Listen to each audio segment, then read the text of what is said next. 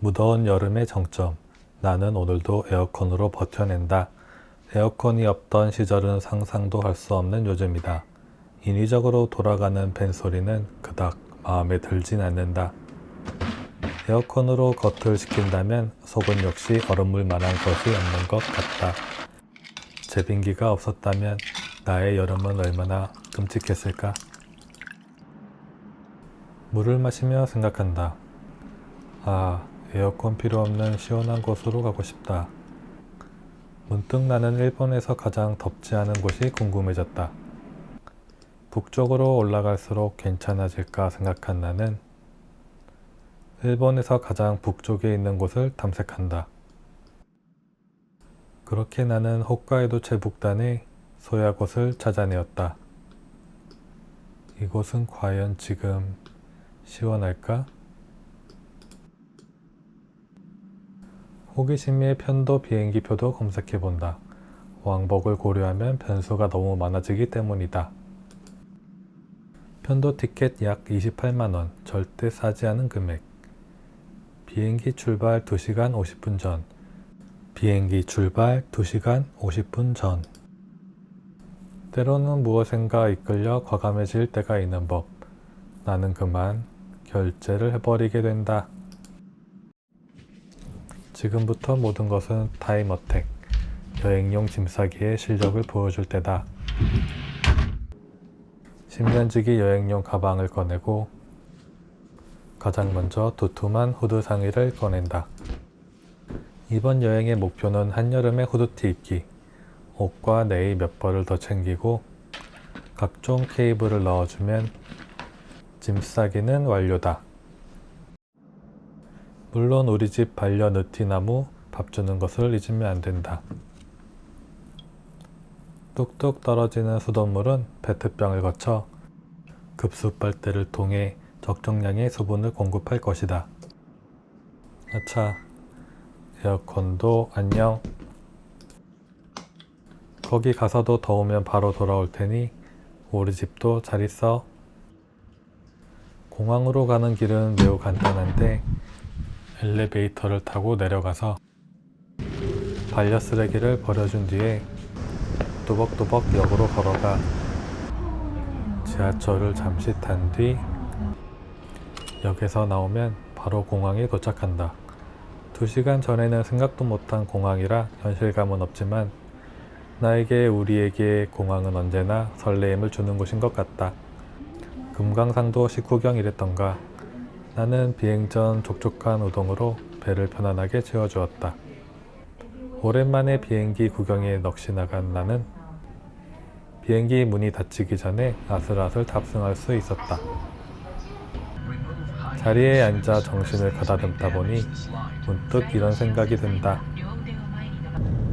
나는 도대체 왜 여기 앉아있지? 나의 마음도 몰라주는 비행기는 도쿄 상공을 지나 홋카이도 제2의 도시 아사히카와로 날아간다. 나는 아직 그곳에, 아니 이제 이곳에 무엇이 있는지도 모르지만 그것이 또 여행의 묘미가 아닌가 싶다. 라고 스스로 세뇌를 해봤다. 이곳은 아사히카와. 많이 북쪽으로 왔지만 아직 갈 길이 멀어 보인다. 찾아본 바로는 역에서 기차를 타고 북쪽으로 더 가야 하는데 아무래도 이번 여행이 순탄할 것 같지는 않다. 역으로 가는 버스에서 찾아본 날씨는 다행히 조금만 벗어나면 나아질 것 같았다. 40분을 달려 도착한 아사히카와 역. 한순간 서늘해진 날씨 속에서 바라보는 이국적인 지방 거점역의 모습에서 왠지 모르게 설레이는 마음을 감출 수는 없었다. 아사히카와 인근을 구경하고 싶은 마음도 컸지만 나는 오늘 꼭 일본의 끝에 도달하고 싶다. 하지만 다음 열차까지 남은 시간 무려 2시간 20분. 맛있는 한 끼 식사를 하기에 부족하지 않은 시간이었다. 정세월드 선정 홋카이도 3대 요리. 첫째는 역시 일본 제일의 게요리. 둘째는 싱싱한 성게알 혹은 초밥들. 하지만 내가 가장 좋아하는 것은 역시 홋카이도식 양고기인 징기스칸이다. 징기스칸은 군용 양털을 얻기 위해 기르던 양들이 필요 없어지자 그 많은 양들을 소비하기 위해 홋카이도에서 발전된 요리라고 한다. 옆 건물에 대기실까지 설치한 모습에서 나는 드문드문 있던 열차 스케줄이 감사하게 느껴졌다. 일본에 사는 가장 장점 중 하나는 역시 혼자여도 언제든지 당당할 수 있는 것이다. これがメインですよね。そうですね、こちらが人気順になっております。これ一つずつで大丈夫です。一人前ずつで。はい。とアーモンドサラダ。アーモンドサラダを一つ。肩ロースになります。 생각보다 많은 양의 고기에 놀랐지만 지금의 나라면 저 철판도 뜯어 먹을 수 있을 것 같다. 고기는 처음 한 조각만 최상의 상태로 구워준다고 하는데 그 맛에 나는 홋카이도 이주를 심각하게 고민한다. 아, 그들은 정말 좋은 양고기였습니다. 만남이 있으면 헤어짐도 있어야 하는 법이겠죠? 35,000원의 행복을 뒤로한 채 가게를 나섭니다. 내가 너를 기억하겠어. 편의점에 들려 산 아이스크림 디저트를 들고 열차를 타러 역으로 갑니다. 도쿄와는 다른 신선한 밤 공기에 열대야는 다른 세상의 일만 같았다. 저녁 8시 11분. 저녁 8시 11분. 나를 일본의 끝으로 데려다줄 열차가 도착했다. 이 열차를 타고 3시간 반을 달리면 일본에서 가장 북쪽에 위치한 마을 와카나이에 도착할 수가 있다. 현재 시간 밤 11시 48분. 숙소 가서 푹 자고 내일 아침에 만나요. 기절한 듯 자고 일어난 다음날 아침. 우산도 없는 나에게 이런 시련을 주다니 하늘도 참 무심한 것 같다. 날씨 때문인지 와카나이 번화가의 첫인상은 피부 깊은 곳까지 서늘한 날씨처럼 왠지 모르게 차갑게만 느껴졌다. 우산을 살 편의점도 없지만 이 날씨엔 우산도 무용지물일 것만 같다. 겨우 찾아낸 인적 없는 버스 정류장은 나의 유일한 희망이다. 우리의 조상님들은 말하셨다. 집 떠나면 고생이라고. 20분은 기다려 탄 버스로 도착한 곳은 와카나이 역인데 일본 철도 매니아들의 성지와도 같은 곳이다. 일본 규슈섬 최남단에서 출발한 철길이 끝나는 일본에서 가장 북쪽에 위치한 역이기 때문이다. 바로 이 낭만을 찾아 일본 전역에서 방문객들이 이 역으로 모인다. 하지만 어쩐지 철길은 건물 안으로 들어와 나를 밖으로 인도하였고 그곳에서 나는 철길의 끝, 그리고 그 끝의 끝과 조우한다. 일본의 끝은 여름에도 춥구나. 가장 북쪽의 역을 봤으니 가장 북쪽의 땅을 밟아봐야 하는데 버스 시간이 2시간이나 남았다. 와카나이는 최북단에 위치한 역인 만큼 많은 자전거 여행과 바이크 여행의 종점이 되기도 한다. 2시간의 남은 시간 동안 나는 바람을 뚫고 동네 구경에 나서 보았다.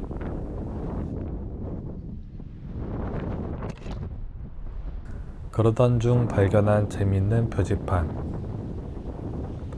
영어와 함께 러시아어가 써있는 게 인상적이었는데 러시아와의 거리가 겨우 44km인 것을 생각하면 납득이 간다. 눈에 띄는 관광지 하나 없는 와카나이에도 재밌는 문화재는 존재한다. 러시아 사할린으로 가는 배를 타기 위한 통로 겸 방파제였던 와카나이 북방파제 돔. 건축한 지 90년이 되었지만 유럽의 신전과 같은 웅장함은 여전하다. 나는 파도가 얼마나 세면 이런 방파제가 필요했을지 궁금해졌고 오호츠크해를 건너온 파도는 거칠게 방파제를 내치고 있었다. 그렇게 한참을 집에 있던 24시간 전에 나는 상상도 못할 시원한 바람을 만끽했다. 바다를 조금 더 가까이 보기 위해 이동했으나 바다는 나의 접근을 쉽게 허하지 않고 날씨가 좋은 날 보인다는 러시아도 당연히 보이지 않았다. 나는 이 동네 최고의 핫플레이스라는 와카나이 공원을 가보기로 했다. 비가 불어도 바람이 불어도 끈질긴 나는 포기하지 않는다. 마음으로 노래를 부르며 언덕을 오른다. 외로워도 슬퍼도 나는 안 울어. 참고 또 참지 울긴 왜 울어. 출처 들장미 소녀 캔디. 사실 힘든 오르막길에 만나는 풍경은 그렇게 나쁘지만은 않았다. 와카나이 공원에 도착하니 공원의 상징이 보인다. 러시아 남사할린 지역을 한때 일본이 점령하고 있었는데 전쟁이 끝난 뒤 돌아오지 못한 일본인들을 기리는 비라고 한다. 그 외에도 다양한 동상들을 볼 수 있었는데 남극탐험 썰매부대 개들을 위한 동상에서 일본인들의 개를 향한 특별한 애정을 느낄 수 있었다. 차가워진 몸을 녹일 우동이나 소바를 기대하며 나는 공원 휴게소를 향해 본다. 하지만 이상하게도 휴게소는 아이스크림밖에 팔지 않았고 더 이상하게도 나는 그 아이스크림을 사 먹는데 이것이 이한치 아닌가 보다. 간식도 먹었겠다 슬슬 마을로 돌아가려 한다. 환송 인사를 하는 수풀을 지나 마을에 도착한 나는 문득 배가 고프다. 띵, 띵, 띵. 식당이라고는 없을 것 같은 동네 여기에서 나는 반가운 두 글자를 발견했다. 라멘. 차가워진 몸과 마음을 데피기에 적합한 메뉴. 라멘은 일본 어디에서나 쉽게 만날 수 있는 음식이지만 지역에 따라 가게에 따라 마치 다른 종류의 음식인 듯 각양각색의 맛을 체험할 수 있다. 오늘의 라멘은 삿포로식 미소라멘. 뜨뜻한 라멘 국물로 8월의 추위를 쫓아낼 수 있었다. 최북단의 소야곳에 가는 버스는 앞으로 40분 뒤. 한때는 왕성하게 북적였을 듯한 거리를 걷던 나는 다양한 러시아어를 만나볼 수 있었다. 현재는 러시아를 왕복하는 선박이 운행을 중단 중이지만 언젠가 조만간 다시 러시아 선원들과 관광객들로 북적이는 거리가 되기를 바라보았다. 굳게 닫힌 상점들 사이를 거닐던 나는 유일하게 문을 연 러시아식 카페 북문관을 만날 수 있었다. 북문관. 일본 최북단에서 더욱 북쪽인 러시아를 향한 문이라는 뜻일까? 이름에서 이곳 와카나이의 정체성이 느껴진다. 귀여운 나팔 부는 아이. 일본 속의 러시아식 카페. 이것은 그냥 지나칠 수 없는 조합이다. 수십 년은 서로 알아오신 듯한 동네 어르신들의 수다가 한참이었고 나는 조용히 자리에 앉아 차가운 아이스 아메리카노로 라면의 기름기를 씻어내었다. 커피 한 잔의 여유를 마치고 이제는 떠나야 할 시간. 커피 가격은 싸지도 비싸지도 않은 450엔. 오래오래 재미나게 장사하시기를 바라며 가게 문을 나선다. 아기 천사도 건강하길 바래. 이국적인 러시아 상점 거리를 지나 이번 여행의 종착점인 일본 최북단으로 향하는 버스를 타러 간다. 약 27,000원의 왕복 버스 티켓. 편도 40분의 짧은 여행이지만 일본 교통비는 역시 만만치 않다. 시내를 벗어난 버스는 점점 바다, 일본의 끝을 향해 달린다. 아슬아슬한 바닷길을 따라 달려가는 10여 킬로미터의 여정길. 마치 놀이기구를 탄 듯 스릴 넘치는 길에서 버스비는 더 이상 아깝지가 않다. 일본의 끝 앞에서 나는 의외의 표지판을 발견하였다. 세계 인류가 평화롭기를. 어떤 이유로 이런 표지판이 있는지 궁금했지만 별도의 설명은 찾아볼 수 없었고 나는 다시 일본의 끝을 향해 발걸음을 옮긴다. 소야곶, 소세지, 야채볶음, 곶. 러시아까지 44km. 일본에서 가장 북쪽에 위치한 곳은 여름에도 안 더울까? 라는 나의 질문은 더 이상 답할 필요도 없을 것 같다. 일본 정부 공인, 일본 최북단에 있는 최북단의 비석. 방문객들은 모두 증명사진을 남기기 위해 바쁘지만 이과생인 나에게 있어 그들보다 최북단은 바로 이 비석의 뒤인 것 같다. 최북단 오브 최북단에서 나는 시베리아의 강렬한 바람을 몸 안에 담는다. 그리고 최북단에는 최북단인 것이 많다. 일본에서 가장 북쪽에 있는 화장실, 그리고 일본에서 가장 북쪽에 있는 식당도 인스타그램의 제격이다. 그중 나를 가장 재밌게 한 건 일본에서 가장 북쪽에 있는 자판기. 자판기 주인의 마케팅 센스에 감탄사가 절로 나온다. 10cm 옆의 자판기는 얻을 수 없는 칭호가 아닌가.